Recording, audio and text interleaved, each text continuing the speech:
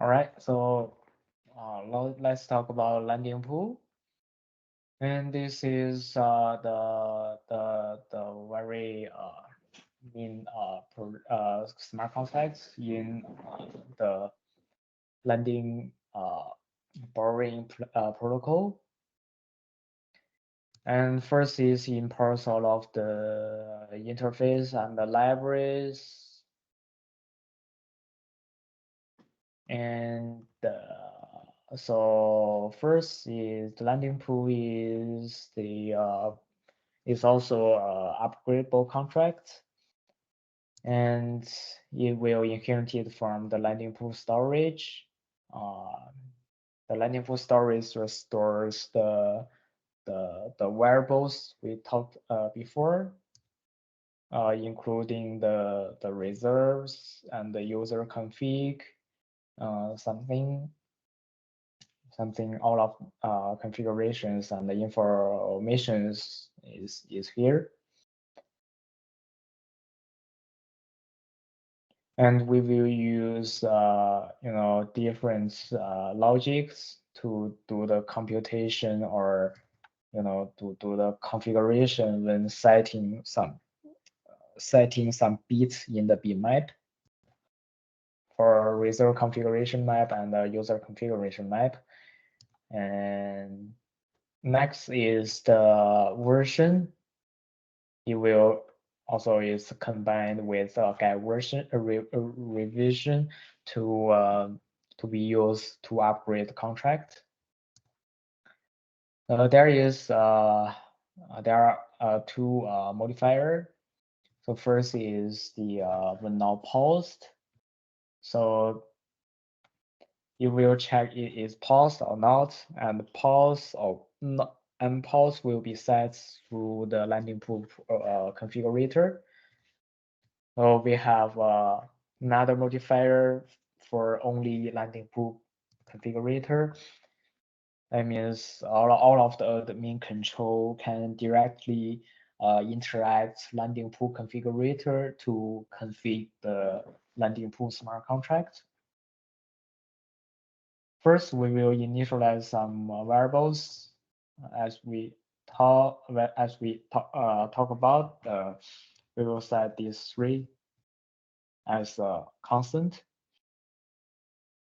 and we don't need too much care about it because it's the stable rate. And this is for flash room, and this is just the maximum number of the core listing in the Golido project. And the initialize is also the functions to upgrade the smart contracts here. Next is the main function. The first is called deposit.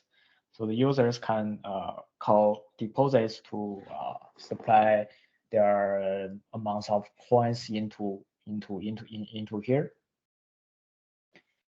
And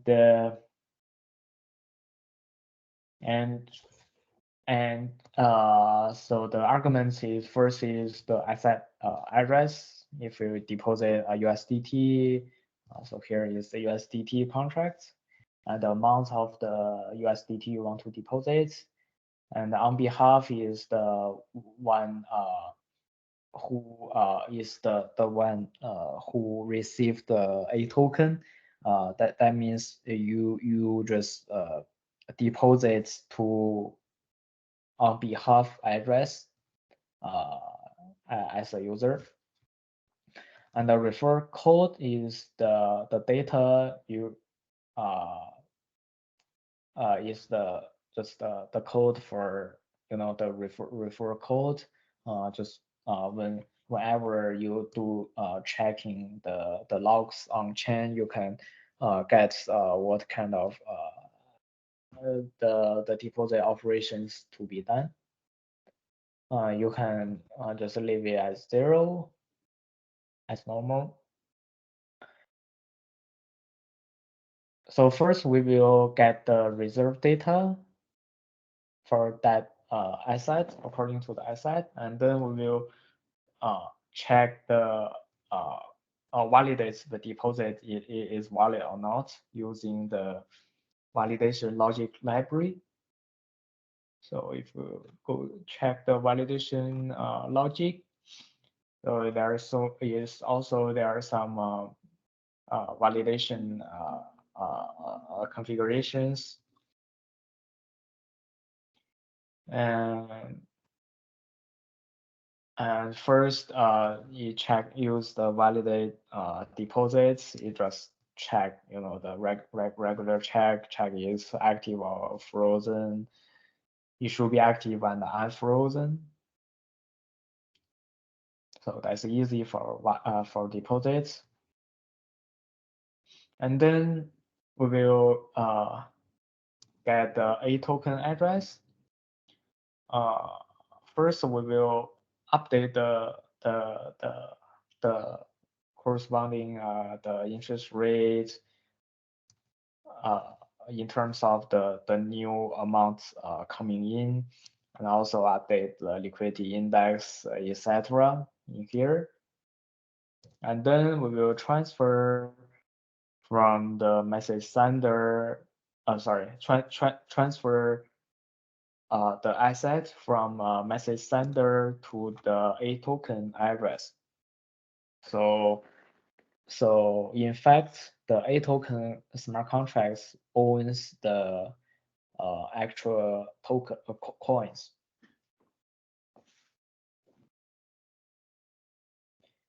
And if it's the first deposit, so when transfer the tokens into A token, we will mint the A token back to the sender, actually back to the on behalf of address, and it will be used by liquidity index to calculate the actual amount of the token.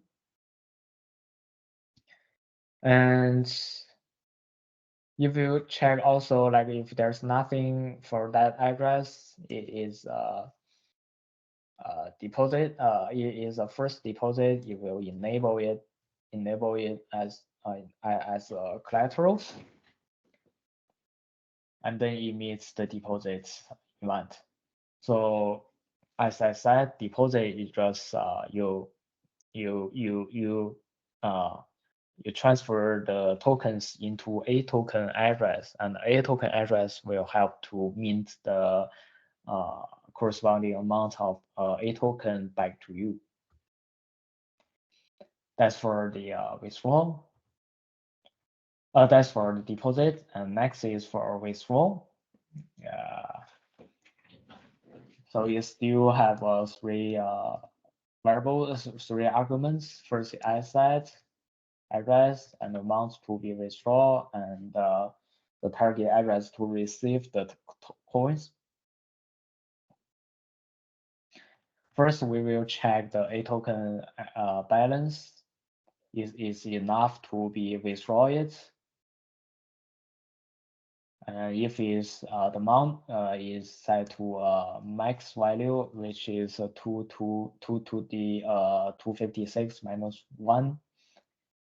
If it's that value, it will just get the maximum value to receive, and then we will check validates the withdrawal is action is valid or not.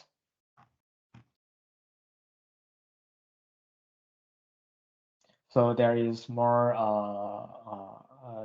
It will check the is enough to withdraw and is active, and also check the balance decrease a lot because it is related to a health factor. So we know we have a price oracle, right? So we must guarantee the health the amount of the deposits is always more than the total amount value of borrowing. So whenever you did the withdrawal, you will check it is the health factor is below 1 or not. So this is the one to have a check. After that, doing the same thing, update state and update the interest rate whenever someone withdraw.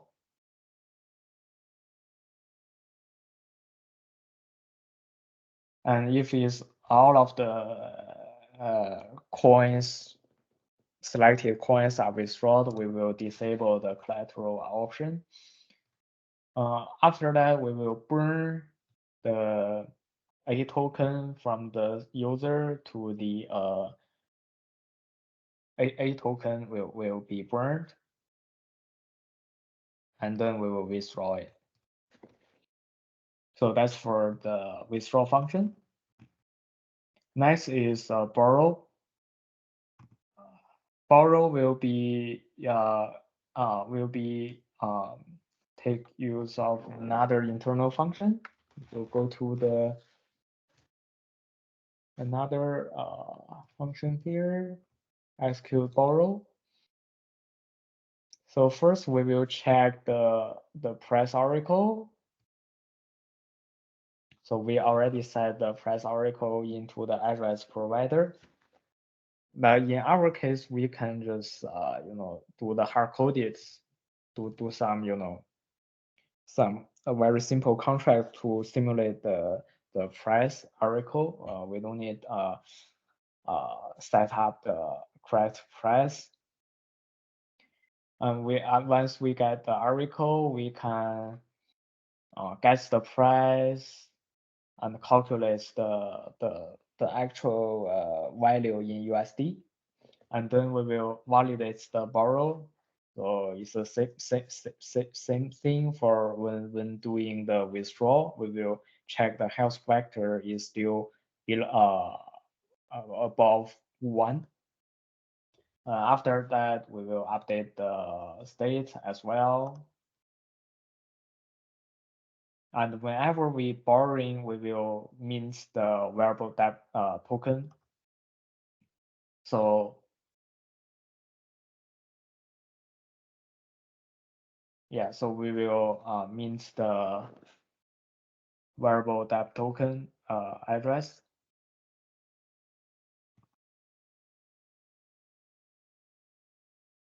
It's the same way. We will use a variable borrow index to calculate the actual V token amount. So we will do the mint as well. And then we will set the set borrowing is true in user config variable. And as well, we did update the interest rate.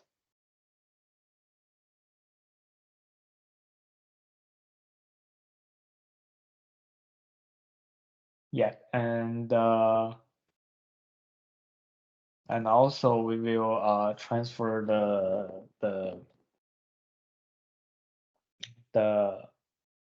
A token transfer the A token if is the release underlying, we will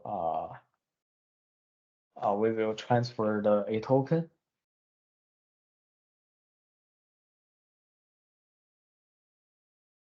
Right.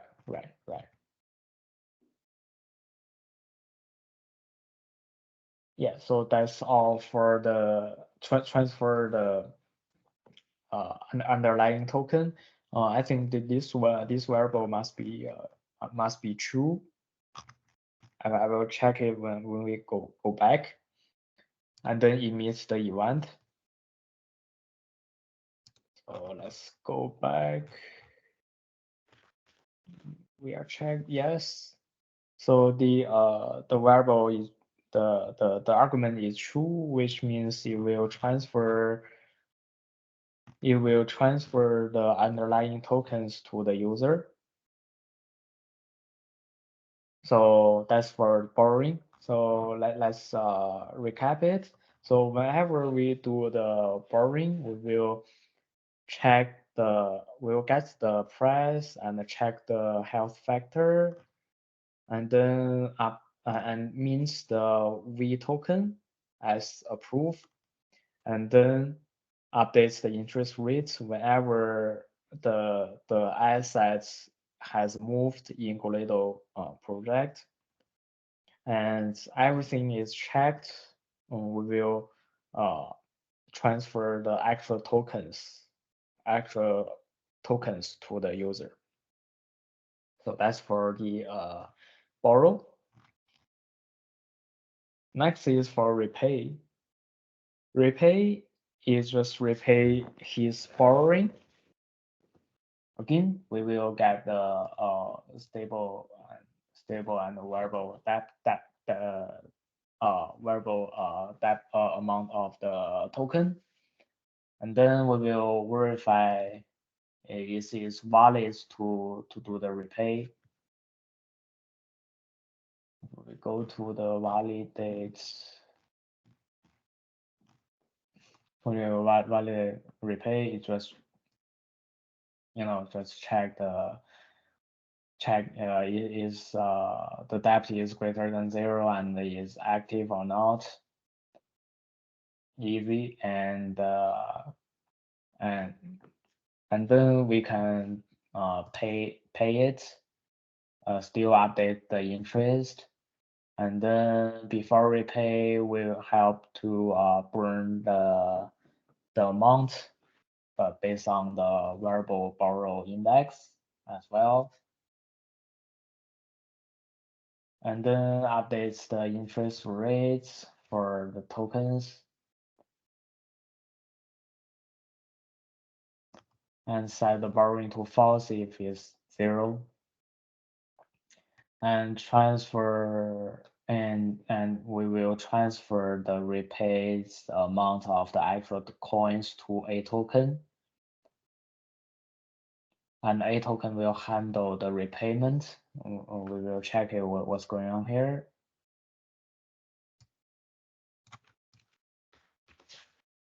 So repayment, yeah, it's nothing.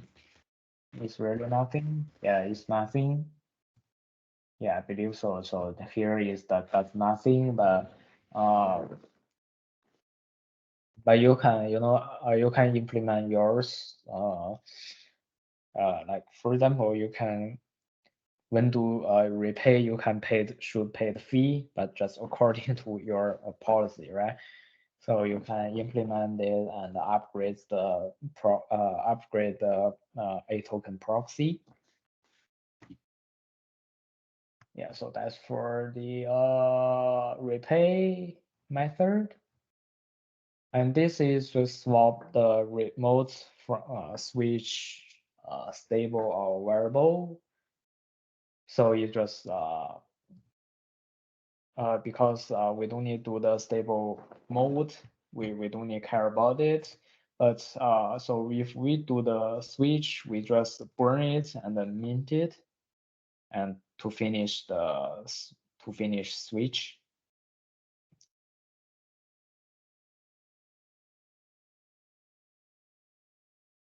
Here is for rebalance the stable interest rate of a user to the current stable rates defined on the reserve. We don't need care about it. If you are interested, you can look at the comments. Actually, the Goledo also don't have a stable mode, so we don't care about the functionality here. And this is the external function. Also, I think also we can also set the collateral when we do the deposit or borrow. But if you want to disable your collateral, like you can use it as well. Just set it as a false, and the configurations will be set it. But it still should be validated, because maybe you did some borrow it just helps to check the health factor won't be less than 1. Next one is the liquidation call, and I will talk about later. That's the third part. Next is for flash loan. You don't need take care much about it, but I can just talk. I can just talk very simply. So flash loan is just so in the whole function here, you can just invoke the flash loan to loan some amounts of the some of the tokens, and then you did some call down here, right? Yeah, here, this operation. So in your contract, it is something like the swappy call, and we will implement the execute operations to call yourself by ourselves, and you can use the loans to invest and do something to earn quickly earn something, and after that, when you done, you should repay it immediately. And here you just check it will just transfer the tokens back to the transfer tokens back to the Flash the Gledo project.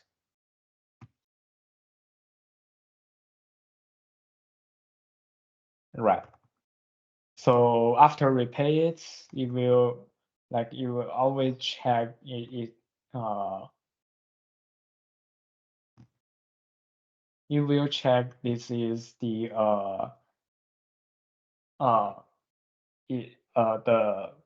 the repay is enough or not. So here is just check it and repay it. So that's for the flash loan operations.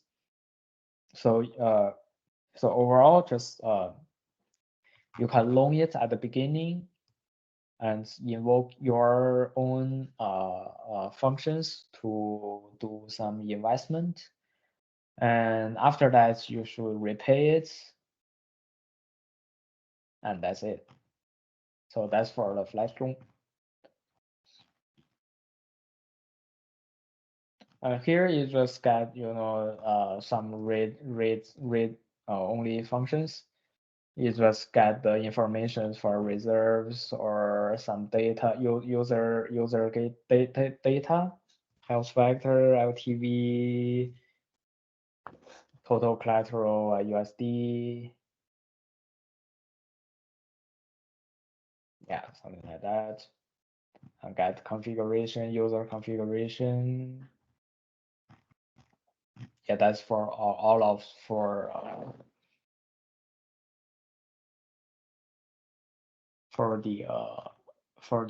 read only function.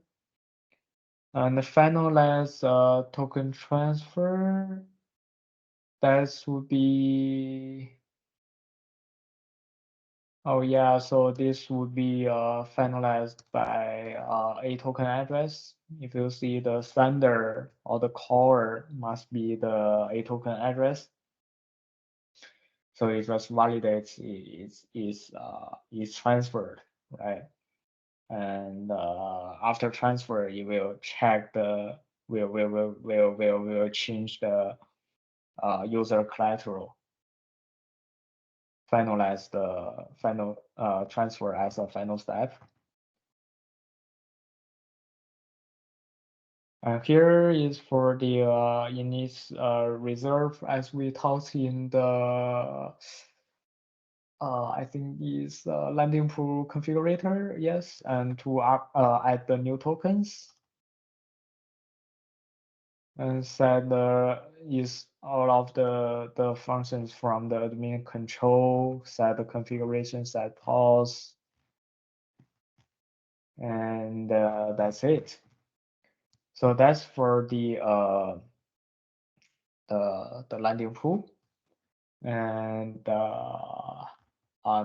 next one we will talk about the liquidation call.